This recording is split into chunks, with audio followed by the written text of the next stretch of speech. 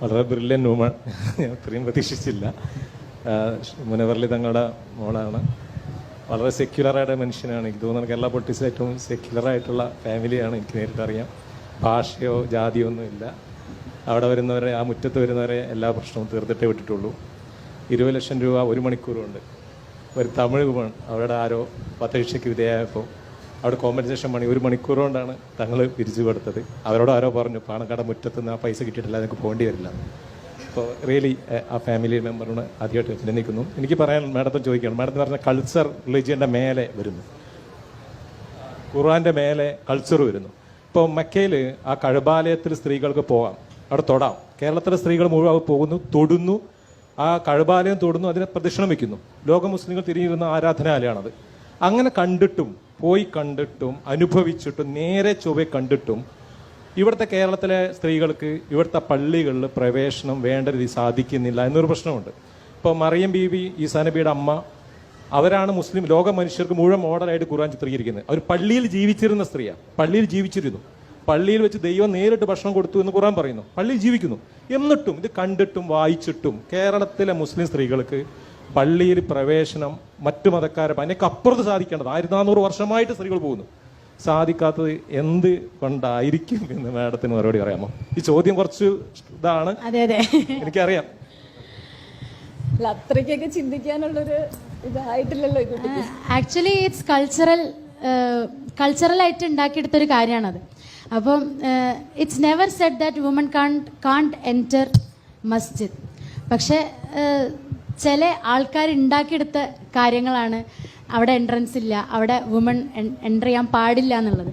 അപ്പം that should be change. That is also part of woman revolution and I think it will be change soon. കൊടുങ്ങല്ലൂരിൽ 922 school തുടങ്ങി. സുന്നികൾ എന്ന school തുടങ്ങി, സുന്നികൾ മദ്രസ തുടങ്ങിയത് 52 അവർക്ക് സ്കൂളുണ്ട്. സ്കൂളുണ്ട് എന്ന് മാത്രമല്ല, സ്കൂളിൽ പോകാത്തവരെ അവരുടെ മാനുവൽ ബഹിഷ്കരിച്ചു. സ്കൂളിലേക്ക് കുട്ടികളെ ആക്കൂലെങ്കിൽ ബഹിഷ്കരിക്കും, മാനുവൽ ഒന്നും ചെയ്തു കൊടുക്കൂല.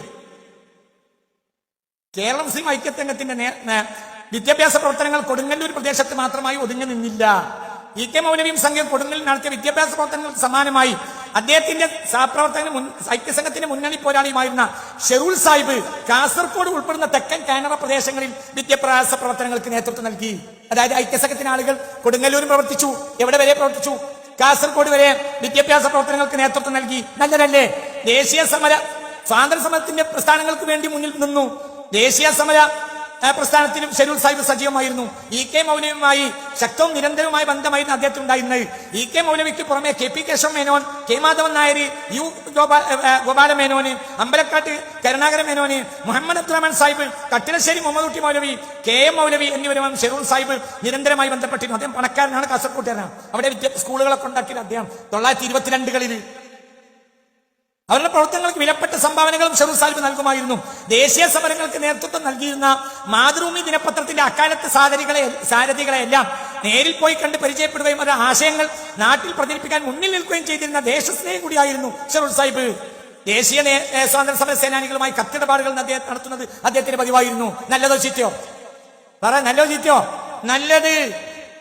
മുസ്ലിം സമുദായ പരിഷ്കരണ പ്രസ്ഥാനമായ കേരള മുസ്ലിം ഐക്യസംഘം കൊടുങ്ങല്ലൂരിൽ പിറന്ന കാലം 23 മുതൽ അതിന്റെ നേതാവായിരുന്ന ഷെറൂൽ സാഹിബ് ഇ.കെ. മൗലവി ആണെന്ന് ഇ.കെ. മൗലവി എഴുതിയിട്ടുണ്ട്. കുട്ടികളെ നീ കേട്ടോളൂ, 922 മുതൽ കൊടുങ്ങല്ലൂരിൽ സ്കൂളുണ്ട്. ആർക്ക്?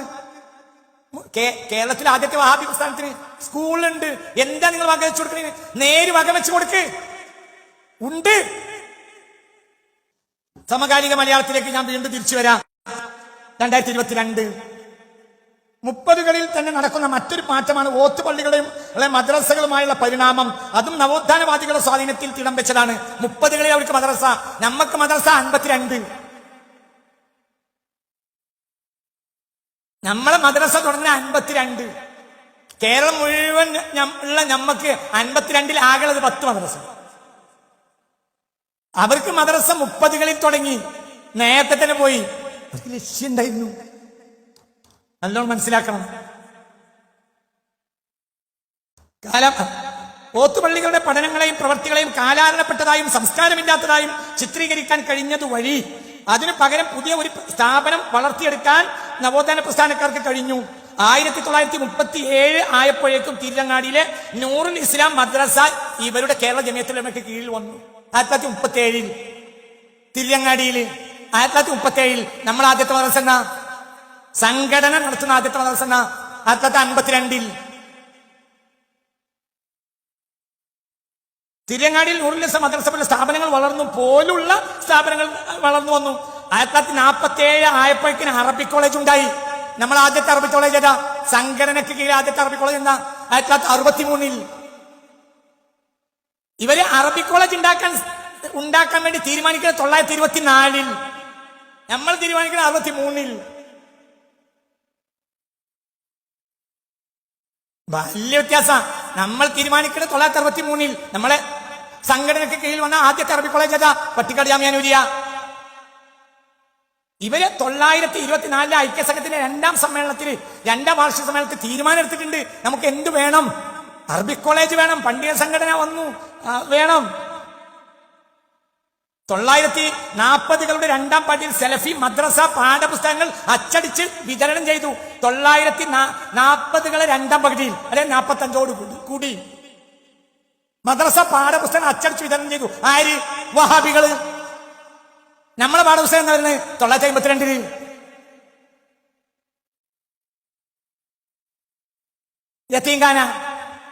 യത്തീംഖാന കേരള ചരിത്രത്തിലെ മുസ്ലിം സംഘടനകൾക്ക് കീഴിലുള്ള ആദ്യത്തെ യത്തീംഖാന തിരുരങ്ങാടി യത്തീംഖാന 1943. എല്ലാവരും കണ്ടൊക്കെ ആദ്യം നമ്മൾ അതിനെ പ്രതിരോധിക്കാൻ പിന്നാലെ ഓടിയതാണ്. 1943 കേരളത്തിലുടനീളം വലിയ തോതിൽ കോളറ പടർന്നു പിടിച്ചു. ഒരുപാട് ജീവനുകൾ നഷ്ടപ്പെട്ടു. ഭയാനകമായ സാഹചര്യമുണ്ടായി. അന്ധവിശ്വാസം ഒഴുകിയുന്ന ഉൾനാടുകൾ കോളറ അതിഭീകരമായിരുന്നു. ആയിരക്കണക്കിന് ആൾ മരണപ്പെട്ടവർ, നിരവധി കുഞ്ഞുങ്ങൾ അനാഥരായി. അനാഥ മക്കളെ സംരക്ഷിക്കുക എന്നത് സമൂഹത്തിനു മുമ്പിൽ വമ്പിച്ച ബാധ്യതയായി മാറി. ഈ സന്ദർഭത്തിൽ അനാഥ സംരക്ഷണത്തിന് ശക്തമായ ഇടപെടലുകൾ നടത്താൻ ഇ.കെ. മൗലവിക്ക് കഴിഞ്ഞു. ഇ.കെ. മൗലവി ആരാ? വഹാബികളുടെ ജമിയത്തുൽ ഉലമയായ കേരള ജമിയത്തുൽ ഉലമയുടെ പ്രസിഡന്റ്. അദ്ദേഹമാണ് ഇവിടെ ആദ്യമായി എന്തുകൊണ്ടുവന്ന് ആദ്യത്തെ യത്തീംഖാന കൊണ്ടുവന്നു. തിരുരങ്ങാടിയിൽ യത്തീംഖാന സ്ഥാപിക്കുന്നതിന് അദ്ദേഹം എം.കെ. മൗലവി, എം.കെ. ആജീബ് എന്നിവരോടൊപ്പം ചേർന്ന് പ്രവർത്തിച്ചു. അനാഥ മക്കളെ സംരക്ഷിക്കുക എന്ന സമൂഹത്തിന്റെ ബാധ്യതയാക്കേണ്ട ഇ.കെ. മൗലവി തിരുരങ്ങാടി യത്തീംഖാന സ്ഥാപിക്കുന്നതിൽ സുപ്രധാന പങ്ക് വഹിച്ചിട്ടുണ്ട്.